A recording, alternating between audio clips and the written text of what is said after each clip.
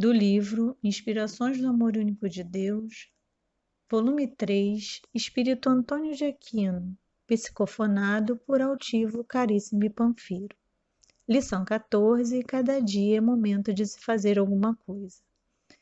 Há pessoas que parecem perseguidas por uma fatalidade que independe de sua maneira de agir. A desgraça não estaria no destino delas? Ainda uma vez, lançais à conta do destino o que, em geral, é apenas consequência de vossa própria falta. Em meio aos males que te afligem, tenta manter tua consciência pura e já obterás metade da consolação. Allan Kardec, O Livro dos Espíritos, CELD, questão 852. Que o amor único de Deus inspire todas as almas para o bem. Quantas vezes a criatura humana reclama dos acontecimentos que a envolvem, fazendo-a passar por situações que não desejou. Ao reclamar das mesmas, diz-se perseguida por fatalidades ou por situações que não sabe definir, mas que certamente, assim crê, não foram escolhidas por ela. A fatalidade, diz tal criatura, me persegue. Sou vítima de acontecimentos inesperados, quase sempre, e Deus parece que não vê esse processo contínuo de perseguição que me leva a angústias e desespero, próprios de quem sofre. Entretanto, caros irmãos, aí está a doutrina espírita que nos mostra que, em verdade, todos nós sofremos aquilo que plantamos em vidas anteriores, ou numa mesma vida, quando a lei decide cobrar cedo aquilo que fizemos de errado. O que é que a criatura pode ter feito de errado para merecer um castigo séculos depois? Diz-se que um erro também se mede pela sua intensidade. Direi que muitas vezes o sentimento da criatura provoca uma extensão prolongada daquilo que ela comete. Um momento de raiva passageiro não tem o mesmo peso de um momento em que a raiva faz com que uma pessoa elabore um modo de prejudicar aquele de quem não gosta. Um instante de irreflexão pode fazer com que alguém cometa um crime, e este será de fato um crime, mas será diferente daquele que foi elaborado com detalhes antes de ser cometido. Assim, muitos de nós passamos por situações que claramente demonstram ser o resultado de vidas anteriores. Se nada fizemos por merecê-las na presente existência, só nos resta pensar em vidas passadas. Alguns dirão que isto é muito fácil de ser explicado e procurarão nas raízes psicológicas das atitudes da criatura as respostas tão esperadas, tão observadas. Poderá haver realmente, por parte daqueles que sofrem, as marcas psicológicas de situações pelas quais passaram, mas não será isso também um sinal de débito de tais espíritos? O ser que sofre as marcas psicológicas de uma educação errada, de uma companhia infeliz, não terá, por sua vez, feito o mesmo com o filho ou com a companheira em vidas anteriores? Certamente que sim. Reitero que a doutrina espírita, orientando-nos sobre esta vida de um outro ângulo, o desculpa e transfere para ele toda a carga emocional da visão dos erros cometidos. Meus irmãos, estudemo-nos muito para compreender que tudo aquilo que vemos atualmente passar entre nós ou na sociedade é algo triste, sim, mas que estamos por merecer. Segundo os conhecimentos doutrinários precisos, façamos, no limite das nossas possibilidades, todas as coisas acertadamente, de modo que, no futuro, estejamos pelo menos libertos de culpas transcendentais. Cada dia é momento de se fazer alguma coisa, cada hora é o tempo multiplicando-se. Os anos refletem o resultado das nossas decisões. Ao estarmos perto das grandes análises de comportamento, podemos dizer a nós mesmos se agimos ou não corretamente. Busquemos Jesus uma vez mais. Endireitai vossas veredas. Caminhai sempre no bem. Amai ao próximo, fazei todo o bem possível.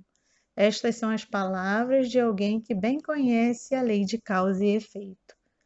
Valorizemos agora a doutrina espírita, já que esquecemos aquilo que a doutrina cristã nos ensinou. Endireitemos todas as nossas veredas.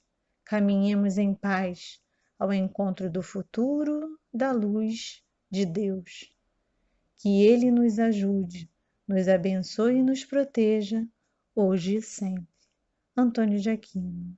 Mensagem recebida em 18 de janeiro de 2006, no CELD. Na mensagem de hoje, Antônio de Aquino vem nos falar da responsabilidade diante das nossas próprias atitudes. A doutrina espírita nos mostra exatamente o que Jesus nos ensinou, que colhemos tudo que plantamos. Se plantamos coisas boas, colhemos bons frutos, mas o contrário, ele também ocorre. Se agimos de forma equivocada, certamente passaremos por situações difíceis. Ou seja, somos responsáveis pelas nossas atitudes. O que a doutrina espírita nos mostra de forma bem clara é que essa colheita não ocorre no mesmo instante que plantamos. Ela pode vir tempos depois.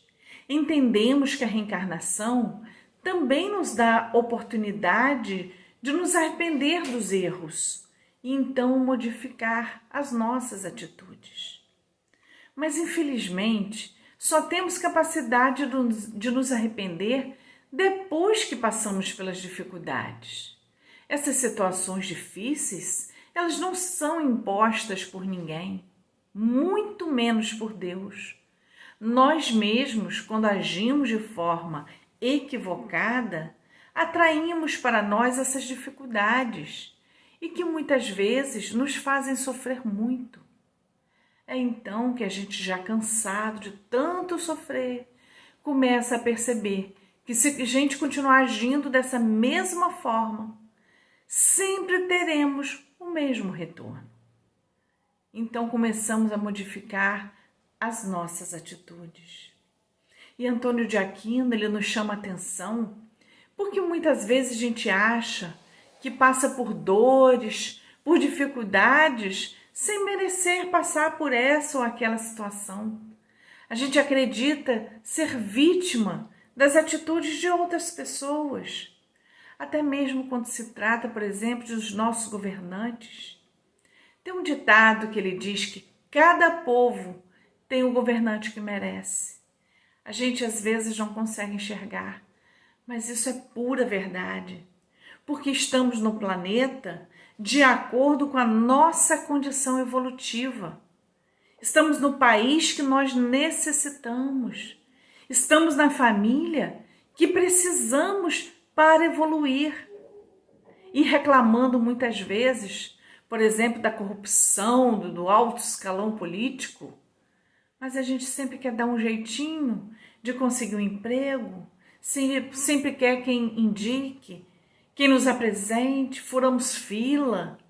Quantas vezes a gente fura fila assim que tem oportunidade? E aí a gente também está sendo corrupto, da mesma forma do que aqueles que reclamamos.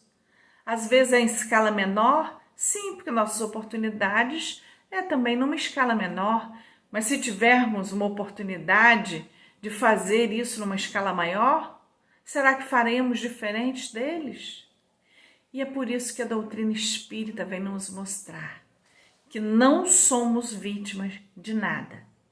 Se não encontrarmos nossas falhas nesta encarnação, certamente encontraremos essas atitudes equivocadas em outro momento, em outra encarnação.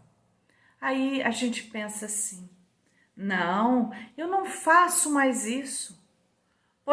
Posso ter feito isso em outro momento, mas hoje eu não faço mais. Mas aí quando eu tenho uma oportunidade, quando a gente ganha um pisão no pé, a gente vai lá e comete o mesmo equívoco. E por que isso acontece? Por que passamos pelos mesmos erros? Por que as situações ocorrem várias vezes com a gente? A mesma situação, sempre se repetindo. E aí até a gente pensa, não, dessa vez não fui eu que fiz nada. Eu não tenho culpa. Que eu não fiz nada para que essa situação ocorresse. Porque enquanto a lição ela não for aprendida, ela vai continuar se repetindo. Então a gente vai precisar lembrar das importantes palavras de Jesus. Orai e vigiai para não cairdes em tentação. Se nós não estivermos atentos às nossas atitudes, se não nos conhecermos, sabermos exatamente do que nós fazemos, se não tivermos humildade de reconhecer que somos seres em construção, que somos ainda falhos, se a gente não reconhecer, a gente não vai conseguir identificar onde estamos errando.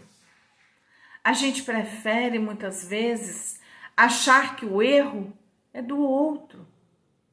E preferimos passar a vida inteira culpando outras pessoas pelo nosso fracasso. Culpamos nossos pais, dizemos que a culpa é deles. Foi pela forma que nos criaram, por isso que a gente age assim. Ou a culpa é do nosso chefe, que não nos dá oportunidade. Ou é o colega de trabalho que quer nos passar a perna. E depois a culpa é do marido, ou é da esposa, que age dessa ou daquela forma com a gente. E aí a gente vai passando a encarnação inteira, sem perceber as nossas dificuldades. E se a gente não percebe, a gente não vê os erros que a gente precisa corrigir. Quantas situações difíceis nós teríamos evitado se tivéssemos oferecido o amor quando recebemos a ofensa? Se tivéssemos nos calado para que o ódio não se propagasse? Esse é o segredo da boa convivência que Jesus veio nos ensinar. Ele veio nos mostrar que em qualquer situação devemos agir com o outro como gostaríamos que o outro agisse conosco. Cada um de nós oferece ao outro o que tem em seu coração. Por isso que Jesus nos veio nos ensinar a lei do amor. Porque só o amor é capaz de transformar a nossa vida. Se o amor ele estiver em nosso coração, quando alguém nos vier com ofensas, saberemos agir com paciência, porque cada um de nós só consegue oferecer ao outro o que tem.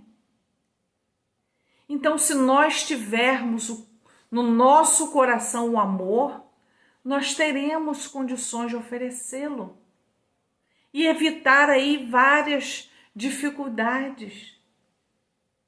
Quem sabe assim não conseguiremos quebrar esse ciclo vicioso que nos envolve. Fazemos o mal, recebemos o mal. Porque se a gente começar a oferecer o amor, é certo que também nós estaremos recebendo o amor. E assim, além de nos ajudar, nós também poderemos ajudar ao próximo com esses exemplos de amor. E por isso que Antônio de Aquino, esse grande espírito, nos alerta. É preciso fazer alguma coisa agora. Porque hoje estamos colhendo o que já plantamos lá atrás. Quantas encarnações já passamos e hoje estamos colhendo o que plantamos. Só que a colheita do futuro, ela começa a ser plantada hoje. Se desejamos colher flores belas, perfumadas, se queremos ter uma vida sem dores, temos que fazer florescer essa semente de amor que Jesus já vem semeando há séculos no nosso coração. Então, vamos plantar o amor para colhê-lo mais tarde. Que Deus abençoe a todos nós. Muita luz na nossa caminhada. Graças a Deus.